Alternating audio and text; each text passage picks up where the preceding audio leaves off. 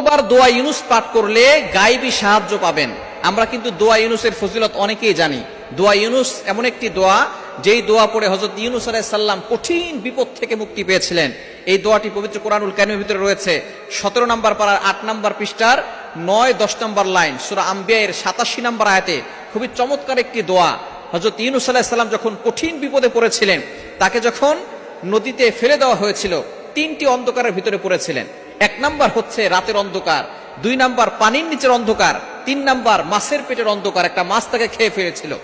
দেখুন কঠিন মুসিবতে ইউনুস আলাইহিস সালাম পড়েছেন। মাছ যখন তাকে নিয়ে সাগরের তলদেশে চলে গেছে, এখন দেখে এই সাগরের তলদেশে কেউ তাকে বাঁচাতে পারবে না একমাত্র আল্লাহ ছাড়া।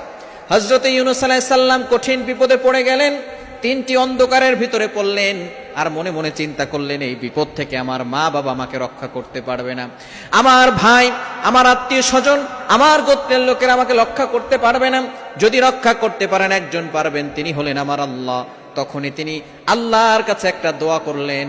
দোয়াটা সূরা আম্বিয়ার ভিতরে আল্লাহ পাক রব্বুল আলামিন 87 নম্বর আয়াতে কোট করে দিয়েছেন, লা ইলাহা ইল্লা আনতা সুবহানাকা ইন্নী কুনতু মিনাজ জালিমিন।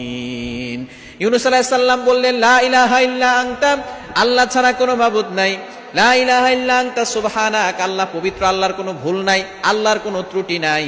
আমরা অনেক সময় বিপদে পড়লে আল্লাহকে অভিযোগ করি, আল্লাহ অনেকে গুনাহ করে, সুদ খায়, ঘুষ খায়, তাদের কোনো ক্ষতি হয় না, তাদের কোনো বিপদ আসে না, কিন্তু আমি যে বিপদে পড়লাম এটা কেন হলো?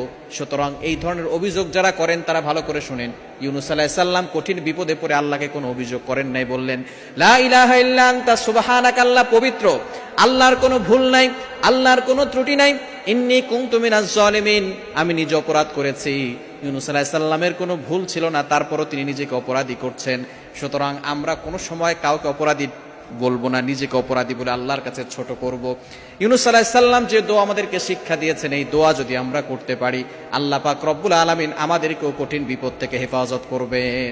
এজন্য কতবার পড়বেন এই ইউনুস? অনেকে দেখা যাচ্ছে 100 বার পরে, অনেকে 1000 বার পরে, অনেকে 1 লক্ষ বার পরে।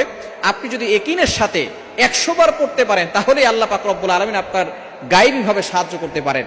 তবে শুরুতে দুরূদ শরীফ পড়বেন, শেষে দুরূদ শরীফ পড়বেন, কারণ দুরূদ শরীফ পড়লে সরাসরি দোয়াটা আল্লাহর আরশে গিয়ে নক করে। এরপরে আপনি যতটুকু পারেন পড়বেন, তবে ইয়াকিনের সাথে পড়বেন যে আল্লাহ তাআলা আমাকে এই বিপদ থেকে হেফাজত করবেন, গায়েবীভাবে সাহায্য দিবেন। যদি আপনি ইয়াকিনের সাথে পড়তে পারেন, 100 বার পড়লেও আল্লাহ পাক রব্বুল আলামিন আপনাকে কঠিন ও জটিলতম বিপদ থেকে হেফাজত করবেন।